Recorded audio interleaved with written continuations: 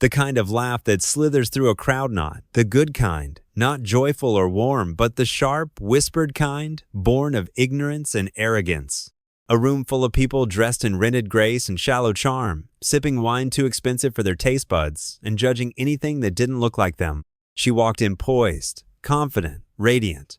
And they laughed, not because she said anything, not because she did anything. They laughed because she was black. What they didn't know, what would wipe the smirks clean off their faces was that the man paying for their champagne, the one whose name was engraved on the invitation in gold foil, the man whose mansion they were standing in, was her husband. She didn't flinch. Not when the snickering started. Not when the side eyes grew bold. She had heard worse. She had seen worse.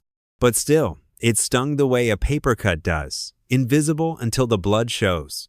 Her heels clicked softly against the marble floor, each step measured, each movement deliberate. The train of her dark emerald gown trailed behind her like royalty in exile.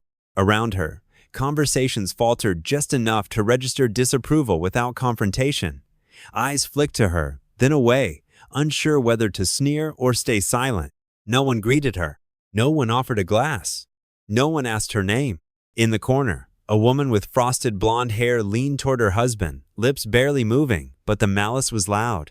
Others followed little nods, shared glances, that smug, conspiratorial smirk people wear when they think they're better than you. But still, she stood.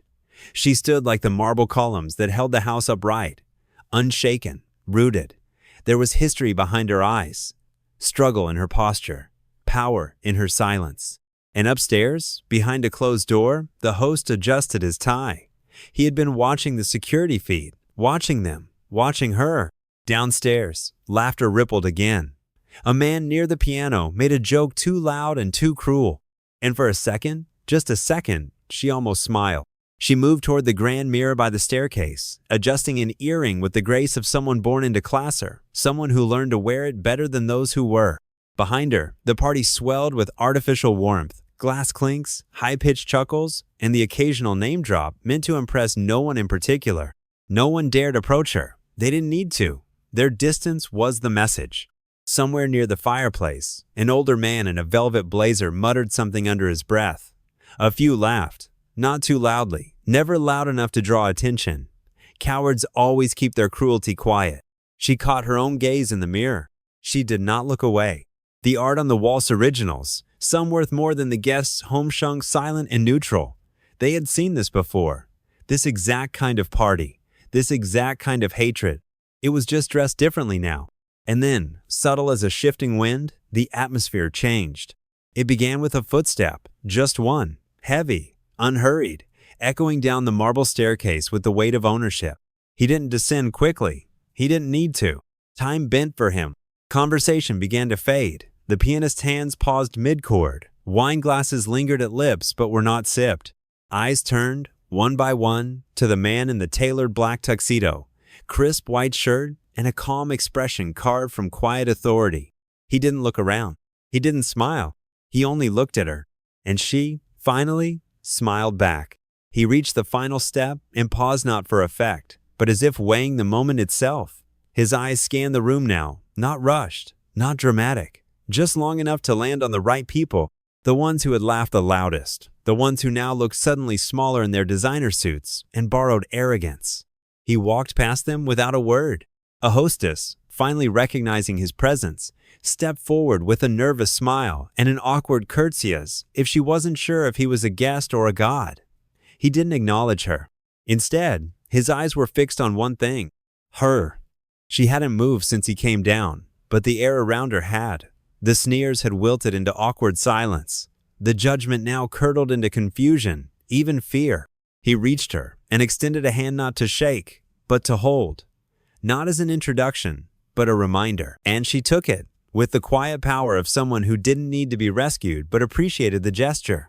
He turned to the crowd, still silent, still watching. Some guests tried to recover. A man near the buffet gave a brittle laugh, as if trying to reset the mood.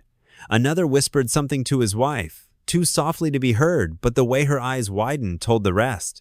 Because suddenly, they remembered. They remembered whose name had been on the building they passed when they parked. They remembered who owned the gallery downtown, where half of them bragged about attending openings. They remembered who controlled the foundation that awarded grants in this city. They remembered who he was. But it was too late. He leaned in and whispered something in her ear, words only meant for her. She didn't respond aloud, but her smile deepened, slow and deliberate, like dawn breaking over cold stone. Then, still hand in hand, they began to walk. Not toward the exit, but into the heart of the room. And this time, the crowd parted. They moved through the room like a tide reclaiming its shore. Heads turned, backs straightened, smiles strained, as the illusion of superiority shattered with every step they took. No one dared speak. Not now. She felt it, the shift not just in the room, but in them.